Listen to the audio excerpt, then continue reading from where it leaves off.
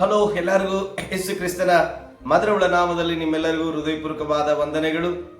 ಸ್ನೇಹಿತರೆ, ಆತ್ಮೀಯರೇ, ಪ್ರಿಯರೇ, ಮುಂಚಾನ ವೇಳೆಯಲ್ಲಿ ಉದಯ ಕಾಲದ ಆತ್ಮಿಕ ಉಪಹಾರ ಕಾರ್ಯಕ್ರಮ ನೋಡುವ ಪ್ರತಿಯೊಂದು ಕುಟುಂಬಗಳನ್ನು ದೇವರು ದೀರ್ಘಾಯುಷ್ಯದಿಂದಲೂ ಅವರನ್ನು ಪರಿಪೂರ್ಣವಾದಂಥ ಸಮಾಧಾನ ಸಂತೋಷದಿಂದಲೂ ನಡೆಸಲಿ ಎಂಬುದಾಗಿ ನಾನು ಪ್ರಾರ್ಥಿಸುವನಾಗಿದ್ದೇನೆ.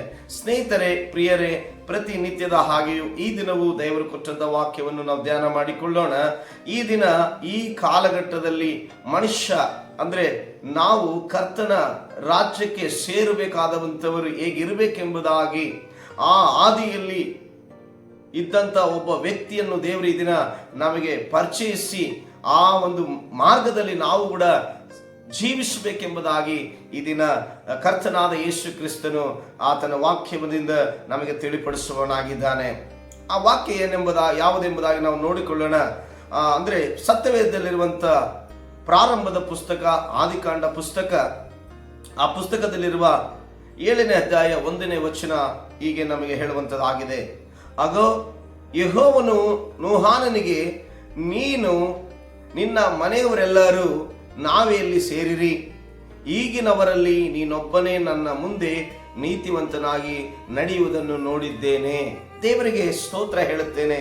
ಸ್ನೇಹಿತರೆ, ಆತ್ಮೀಯರೇ, ನೋಹನನೆಂಬ ಒಬ್ಬ ವ್ಯಕ್ತಿ ನೋಡ್ರಿ, ಪೂರ್ವ ಕಾಲದಲ್ಲಿ ಅಂದ್ರೆ ಸುಮಾರು ವರ್ಷಗಳ ಹಿಂದೆ, ಅಂದ್ರೆ ಸೃಷ್ಟಿ ಪ್ರಾರಂಭವಾದ ಸ್ವಲ್ಪ ವರ್ಷಗಳ ಆದ ನಂತರ ಒಬ್ಬ ನೋಹನನೆಂಬ ಒಬ್ಬ ಭಕ್ತನನ್ನು ದೇವರು ನೋಡಿ ಅವತ್ತಿನ ದಿನದಲ್ಲಿ ನಡೆದ ಘಟನೆಯನ್ನು ಇವತ್ತು ನಮಗೆ ಈ ದಿನಮಾನಗಳಲ್ಲಿ ಈ ವಿಷಯವನ್ನು ತಿಳಿಸ್ತಾ ಇದ್ದಾನೆ. ಏನೆಂಬುದಾಗಿ ನಾವು ನೋಡುವಾಗ, ಆ ದಿನದಲ್ಲಿ ಮನುಷ್ಯನು ಮಾಡಿದಂಥ ಪಾಪಗಳಿಂದ ದೇವರು ಈ ಲೋಕದಲ್ಲಿ ಸೃಷ್ಟಿ ಮಾಡಿದ ಪ್ರತಿ ಮನುಷ್ಯನನ್ನೇ ನಾನು ಈ ಭೂಮಿಯಲ್ಲಿ ಉಳಿಸೋದು ಬೇಡ, ಅವರು ನನ್ನ ಮಾತಿನಂತೆ ಇಲ್ಲದೆ ಅವರು ಲೋಕದ ಪಾಪಗಳಲ್ಲಿ ತುಂಬಿಕೊಂಡು ಜೀವಿಸಿ ಅವರು ನರಕಕ್ಕೆ ಹೋಗುವಂತ ಮಾರ್ಗದಲ್ಲಿರುವುದರಿಂದ ಅವರನ್ನೆಲ್ಲರನ್ನು ನಾಶ ಮಾಡಿಬಿಡನೆಂಬುದಾಗಿ ಯೋಚನೆ ಮಾಡಿ ಆ ನೀರಿನಿಂದ ಪ್ರಳಯವನ್ನು ತರುವಾಗ ದೇವರು ಈ ನೋಹನನೆಂಬ ಒಬ್ಬ ವ್ಯಕ್ತಿಯನ್ನು ನೋಡುತ್ತಾನೆ.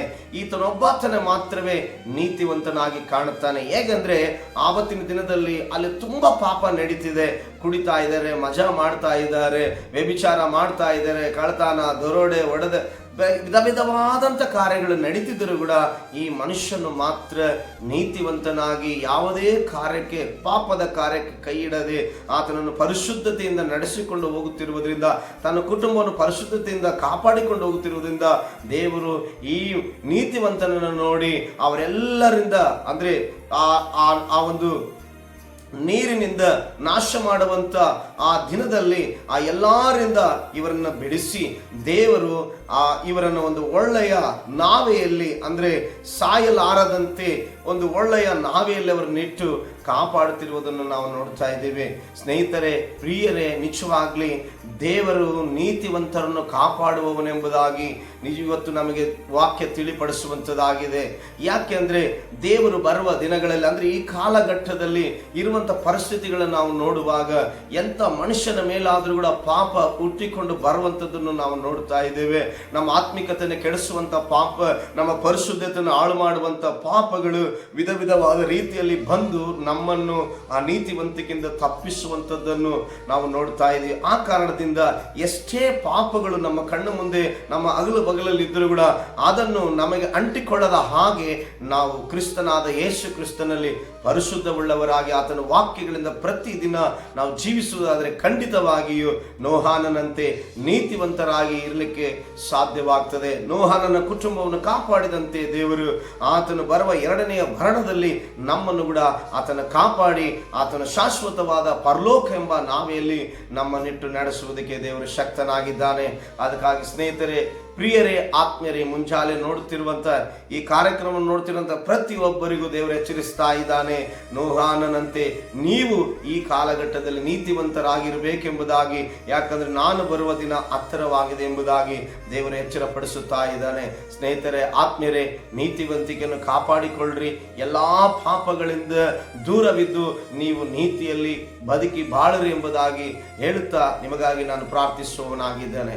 ಪರಲೋಕದಲ್ಲಿರುವ ಒಳ್ಳೆಯ ತಂದೆಯೇ, ಈ ಮುಂಜಾನೆ ವೇಳೆ ನೀನು ತಿಳಿಸಿದ ವಾಕ್ಯದ ಮೇರೆಗೆ ಆ ದಿನ ನೋಹಾನನ ಕುಟುಂಬವನ್ನು, ನೋಹಾನನಲ್ಲಿದ್ದಂಥ ನೀತಿವಂತಿಕೆ ನೋಡಿ ಆ ಕುಟುಂಬವನ್ನು ಕಾಪಾಡಿದಂತೆ ಇವತ್ತು ಈ ಕಾರ್ಯಕ್ರಮವನ್ನು ನೋಡಿ ಕರ್ತನೆ ನೀತಿವಂತಿಕೆಯಲ್ಲಿ ಜೀವಿಸ್ತಿರುವ ಕರ್ತನೆ ಈ ಮಾತುಗಳನ್ನು ಕೇಳಿ ಜೀವಿಸುವ ಪ್ರತಿ ನೀತಿವಂತರನ್ನು ಕರ್ತನೆ ನಿನ್ನ ಪರಲೋಕ ಎಂಬ ನಾವಿಯಲ್ಲಿ ನೀನು ಸೇರಿಸುವುದಕ್ಕಾಗಿ ನೀನು ಬರುವ ಎರಡನೆಯ ಭರಣದಕ್ಕೆ ಕರ್ತನೆ ಎಲ್ಲರೂ ಕರ್ತನೆ ಸಿದ್ಧತೆ ಉಳ್ಳವರಾಗಿರುವಂತೆ ನೀನು ಆಶೀರ್ವದಿಸು, ಅವರನ್ನು ಸರಿಪಡಿಸಿ ನಡೆಸಿ ನಿನ್ನ ನಾಮ ಮಹಿಮೆ ಪಡಿಸಿಕೊ. ನೀನೇ ಮಹಿಮೆ ಒಂದು ಯೇಸುವಿನ ನಾಮದಲ್ಲಿ ಪ್ರಾರ್ಥಿಸ್ತೇನೆ ಪರಲೋಕದ ಜೀವುಳ್ಳ ಒಳ್ಳೆಯ ತಂದೆ, ಆಮೆನ್.